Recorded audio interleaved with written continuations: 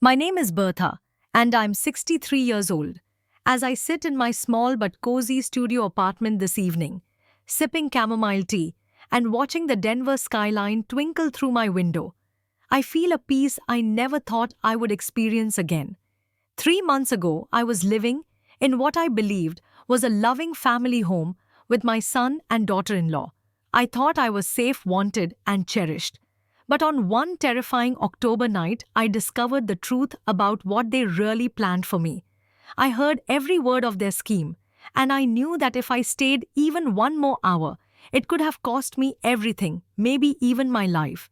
Before I share what happened, that changed everything, let me know where you are watching from, and please hit that like button and subscribe.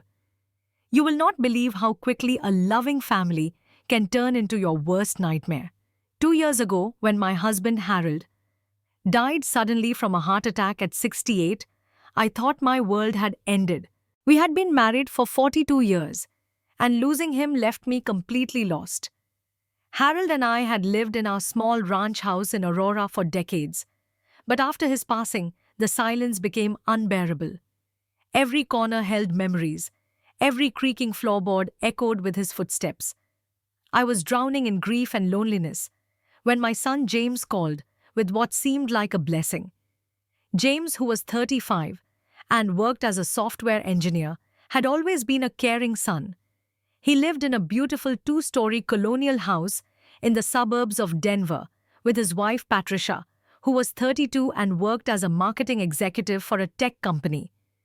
They had two adorable children, my grandchildren Lily, who was 8, and Max, who was 6.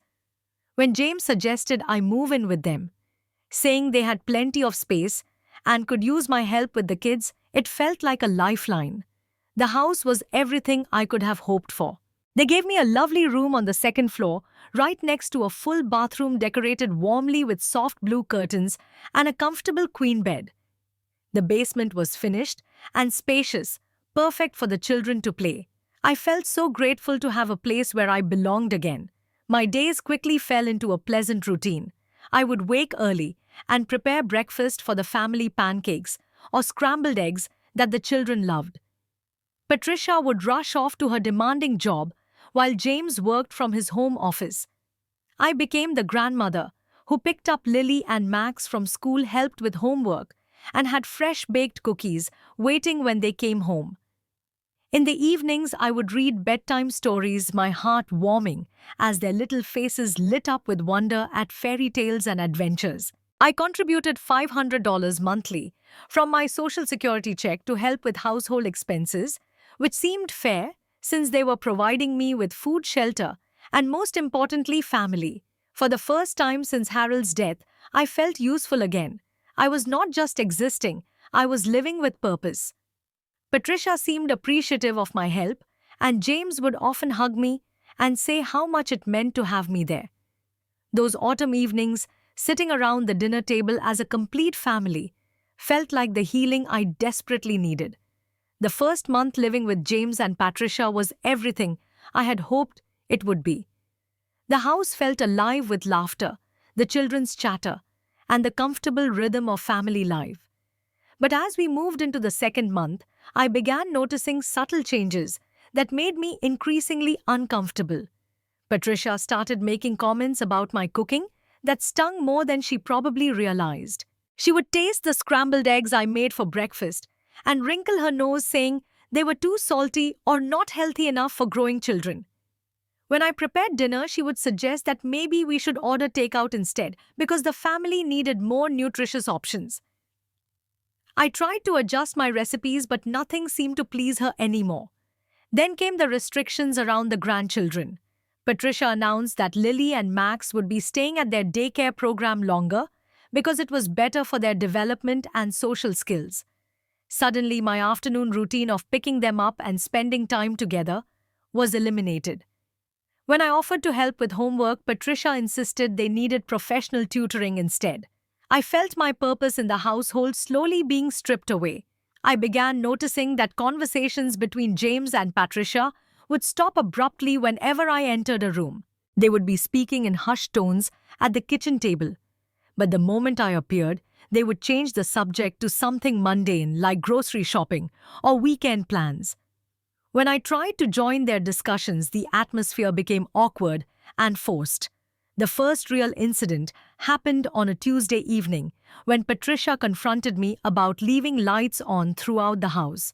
She stood in the living room with her hands on her hips, explaining how electricity costs were rising, and we all needed to be more mindful of our consumption. James offered a half-hearted defense, saying I was still adjusting to their household routines and to give me time, but I could see the frustration in his eyes too. A week later, Patricia mentioned that I was taking showers that were too long, causing the water bill to spike unnecessarily. She suggested I limit myself to 10 minutes maximum. Then came the comment about my bedroom potentially being converted into a playroom for the children since they were outgrowing the basement space. Each criticism felt like another step toward pushing me out, but I kept telling myself I was being overly sensitive. I tried talking to Mrs. Thompson, our neighbor, who often worked in her garden next to the fence. She was a kind woman in her 70s who had raised 5 children. When I mentioned that families sometimes go through adjustment periods, she nodded sympathetically, but seemed to choose her words carefully. Looking back, I think she sensed something was wrong, but did not want to interfere in family matters. One evening, while bringing James a cup of coffee in the living room, I noticed Patricia quickly closing her laptop when she saw me approaching. I caught a glimpse of what looked like research about nursing homes and assisted living facilities. When I asked what she was looking at, she claimed it was work-related research for a client in the healthcare industry. Something about her explanation did not sit right with me, but I convinced myself I was imagining things. My sleep patterns began to suffer as anxiety crept into my daily life. I would lie awake at night, replaying conversations and wondering if I was becoming a burden on this family I loved so much. James seemed increasingly distant, making less eye contact during our conversations and giving shorter responses when I tried to engage him. Still, I held on to hope that things would improve, maybe even planning a small vacation to give them some space to miss me.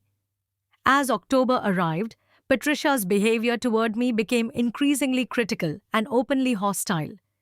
She complained that my presence was disruptive to the children's routine, claiming that having 3 adults in the house confused Lily and Max about authority figures and household rules.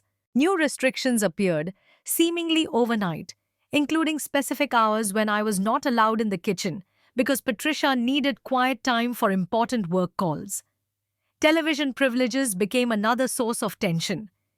Patricia announced that she required complete silence in the evenings to prepare presentations for her job, which meant I could not watch my usual programs in the living room. When I asked about watching television in my bedroom, she said the walls were too thin and any noise would disturb everyone. The financial pressures intensified when Patricia suggested I should contribute more to household expenses beyond my monthly $500. She presented detailed calculations about utilities, groceries, and wear and tear on the house, implying that my presence was costing them more than they had anticipated. She suggested I increase my contribution to $800 monthly, which would leave me with almost nothing from my Social Security check. An incident at the grocery store left me deeply embarrassed and hurt. While shopping for household supplies, we encountered some of Patricia's colleagues from work. She introduced me as her elderly mother-in-law, who was temporarily living with them while they figured out long-term care arrangements.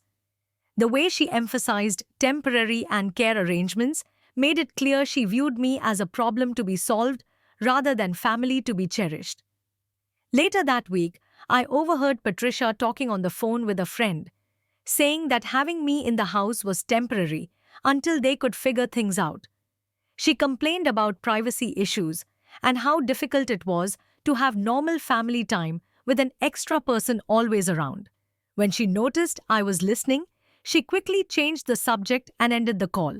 James attempted to have a private conversation with me about finding some kind of compromise that would work for everyone.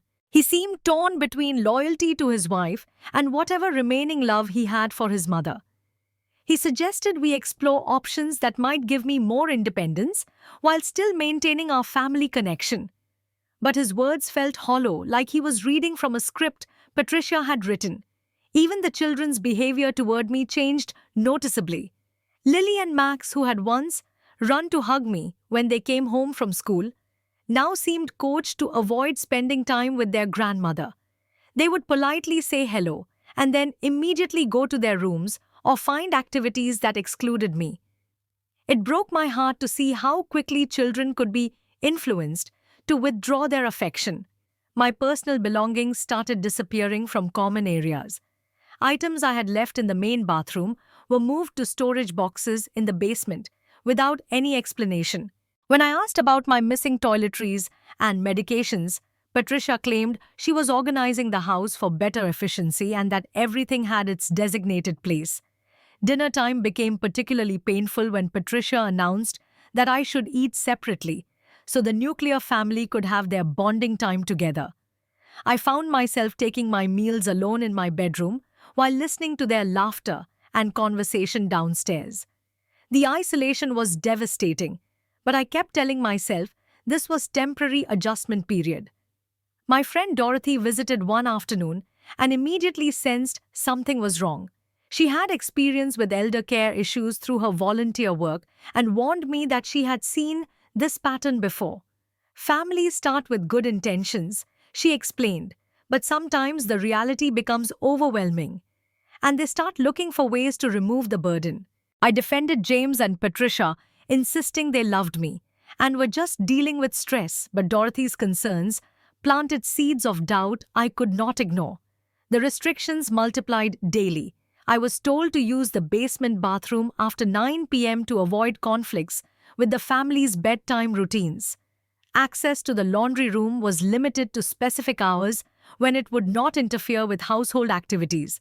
Patricia began leaving brochures for assisted living facilities in obvious places where I would see them, claiming they were accidentally left out from her research for work clients.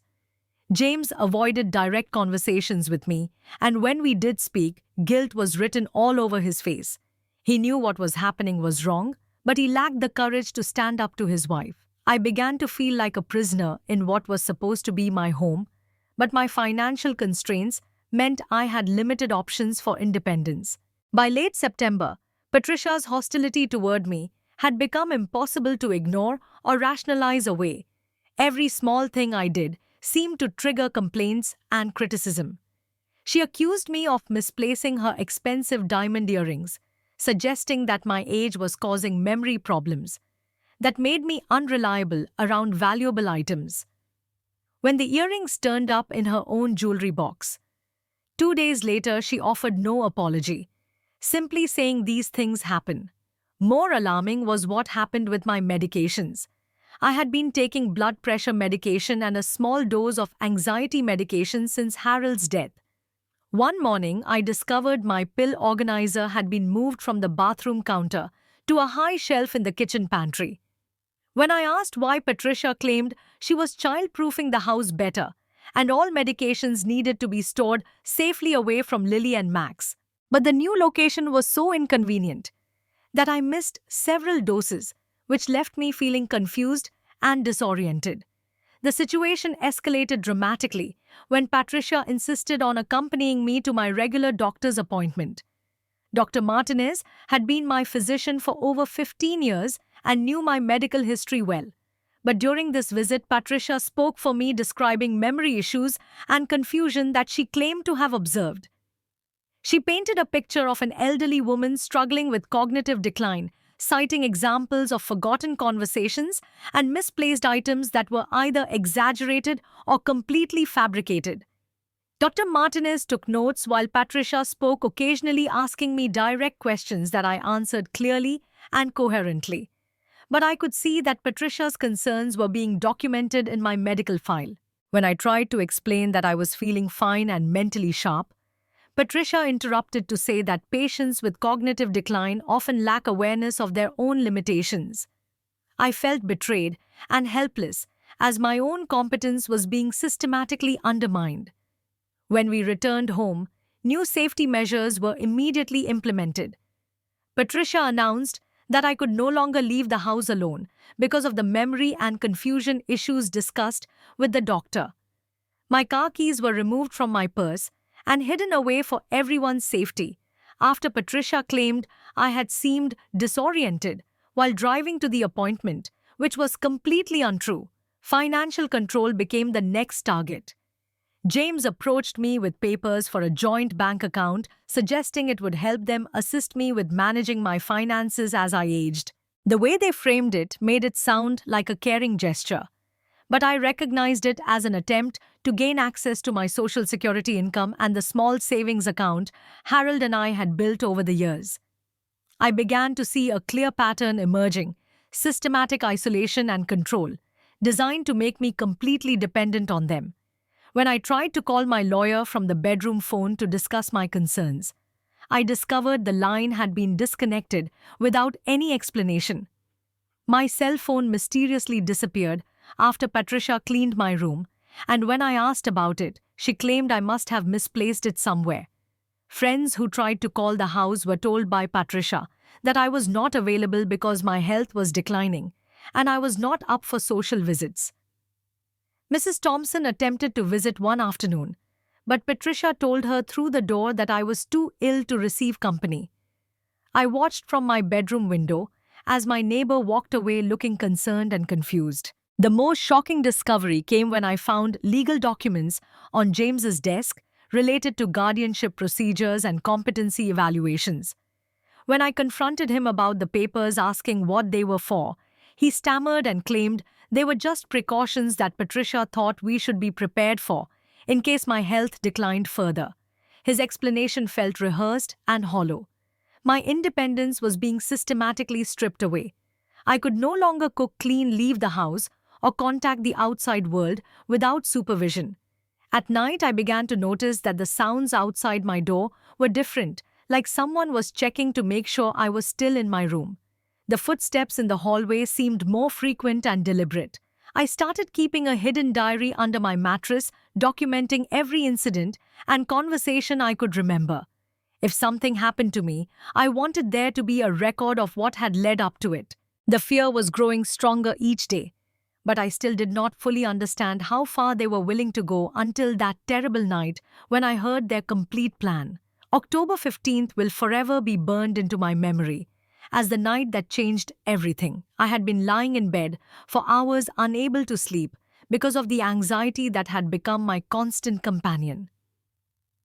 The house had been quiet since around 11 p.m., but something felt different that night. There was a tension in the air that made my skin crawl, and my heart race without any obvious reason. Around 2 o'clock in the morning, I heard voices coming from the kitchen below my bedroom. James and Patricia were having what sounded like an urgent conversation in whispered tones.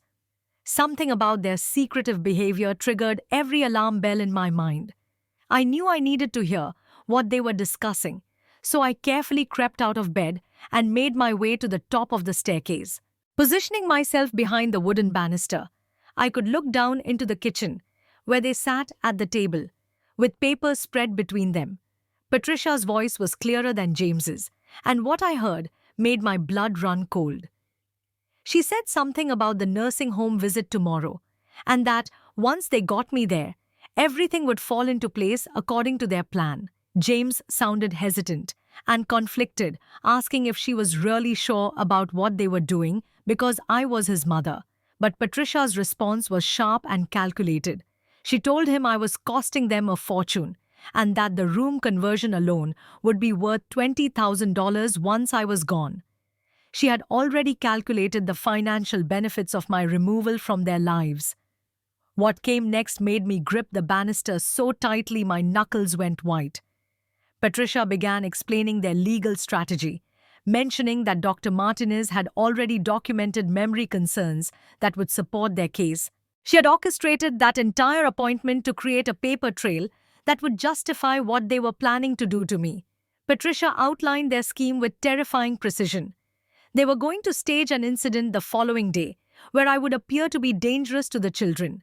She had rehearsed a story about me threatening Lily, seeming confused and aggressive, which would justify an emergency psychiatric hold. James asked what would happen if I fought against it, and Patricia coldly explained that a 72-hour hold could become permanent with the right documentation.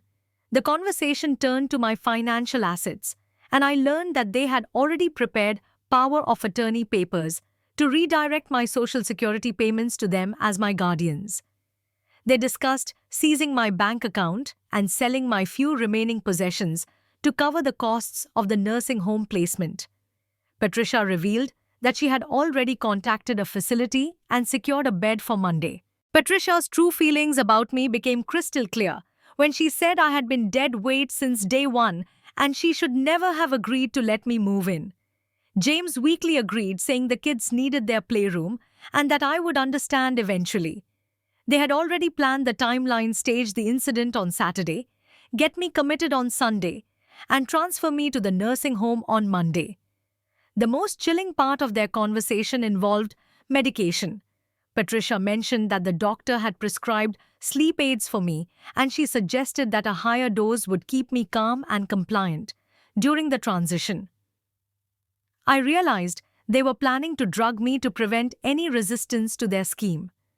As if the plan was not horrible enough, Patricia revealed that once I was safely locked away, they would change the locks on the house and pack my belongings for donation. They were planning to erase every trace of my existence from their lives and profit from it financially. I was not just being abandoned, I was being systematically destroyed. Listening to my own son agree to this betrayal was the most painful thing I had ever experienced. This was worse than losing Harold because at least his death was not a choice made by someone who claimed to love me. James and Patricia were plotting to steal my freedom, my dignity, and my future while I slept under their roof, trusting them to care for me. I carefully made my way back to my bedroom, my heart pounding so loudly I was afraid they would hear it downstairs. My hands were shaking as the full reality of my situation hit me. I had perhaps 6 hours before their plan would be set into motion. If I was still in this house, when they woke up, I would never leave it as a free person again. The moment I closed my bedroom door, my survival instincts took over. Every second that passed brought me closer to the point of no return, and I knew that escape was my only option. But I had to be smart about it. Any noise could alert James and Patricia, and any hesitation could cost me my freedom forever. I could not pack anything substantial because the sound would travel through the house and wake them up. Even pulling out a suitcase would create too much noise. I had to make impossible choices about what to take and what to leave behind. In the end, I decided that my life was more important than any possessions they could take from me. I checked my purse and found $73 in cash, my expired driver's license, and my Medicare card. It was not much to start a new life, but it would have to be enough. I dressed in layers, putting on my warmest clothes and comfortable walking shoes. From my jewelry box, I took Harold's wedding ring and slipped a small photo of him into my coat pocket. I grabbed my reading glasses because I would need them to navigate whatever came next. The house that had once felt like a sanctuary now felt like a prison I needed to escape. I stood at my bedroom door for several minutes, listening carefully for any sounds that might indicate James or Patricia were awake. The silence was complete, but I knew that could change instantly if I made the wrong move.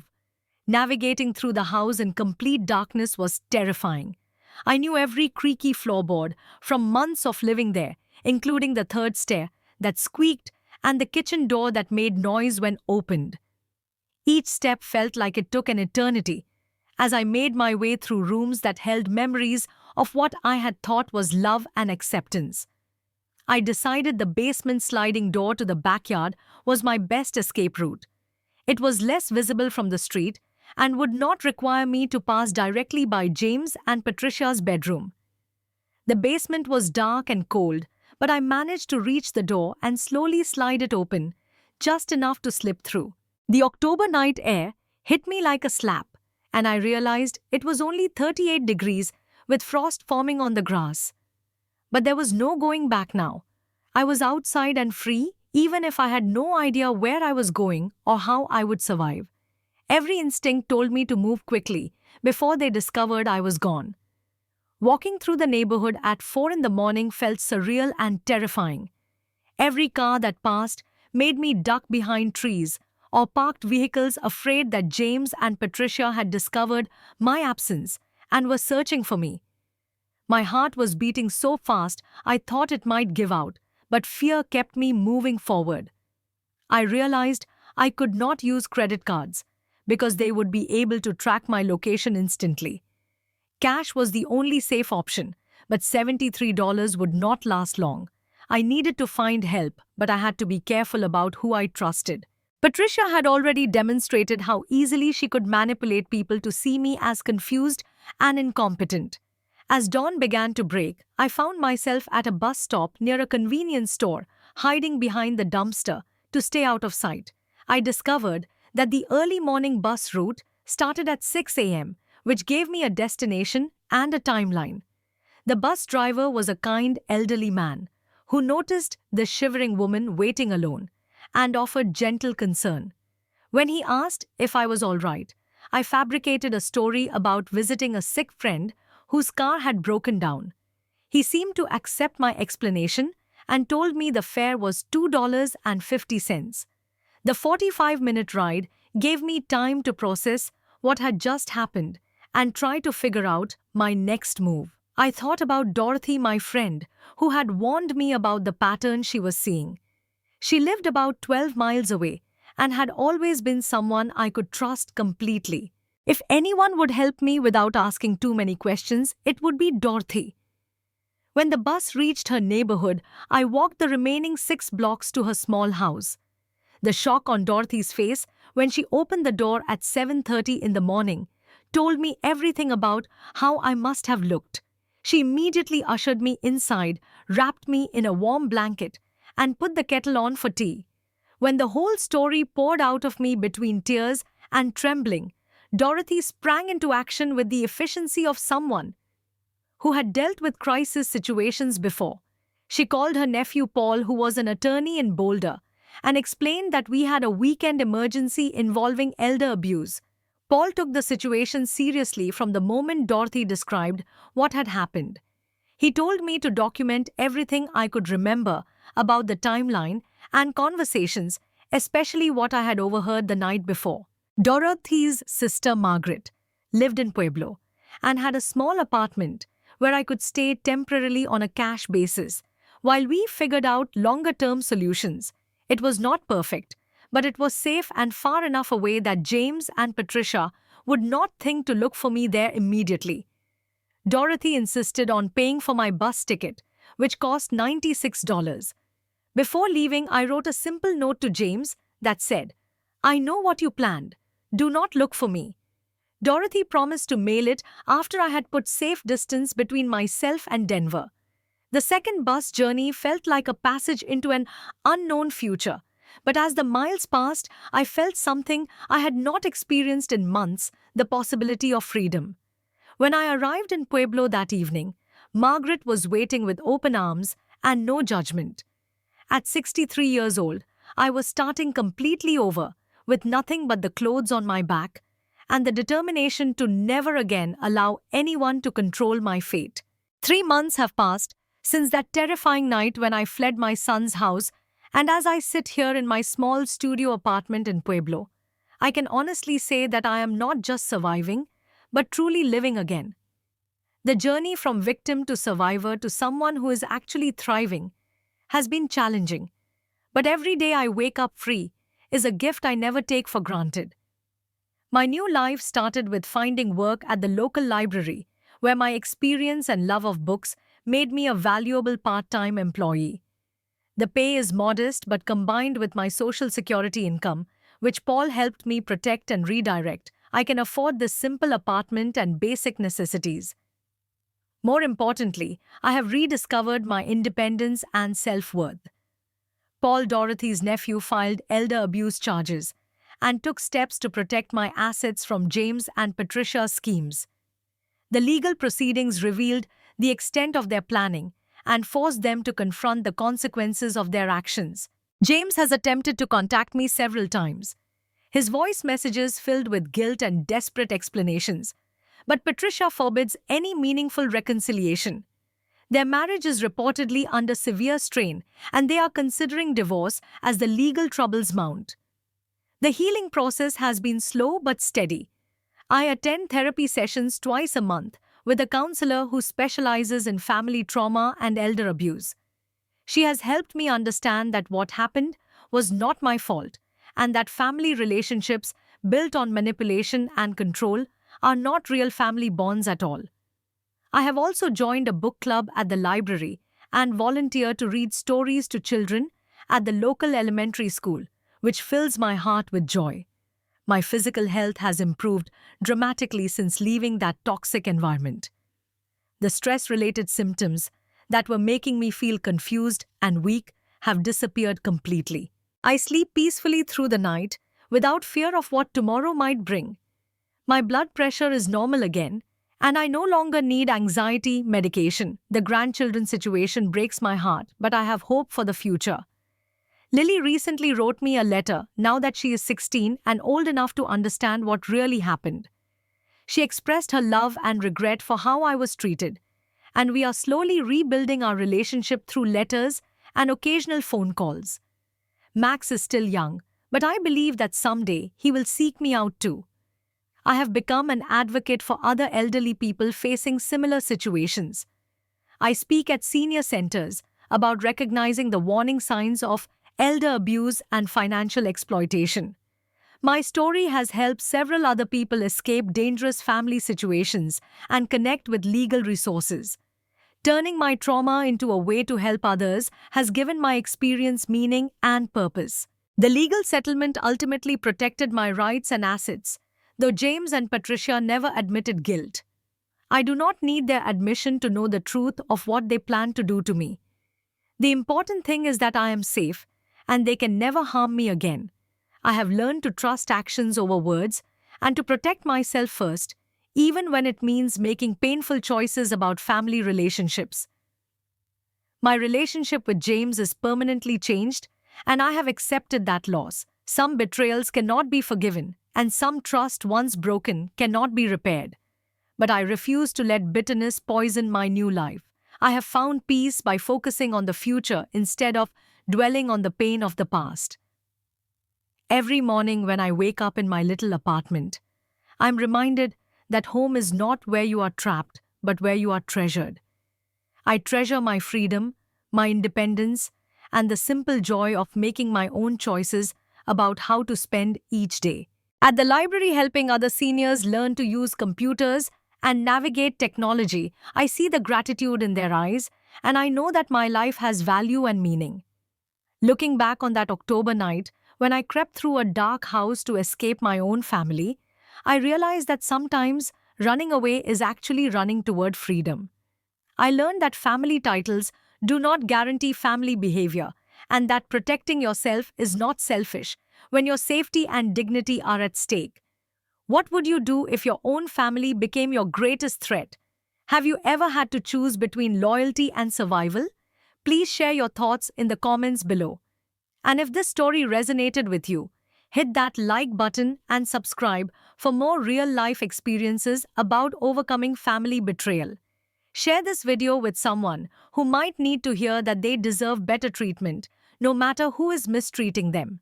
Thank you for listening to my story. And remember that it is never too late to choose yourself and start over. May you always have the courage to walk away from anyone who tries to diminish your worth. And may you find the strength to build a life filled with genuine love and respect.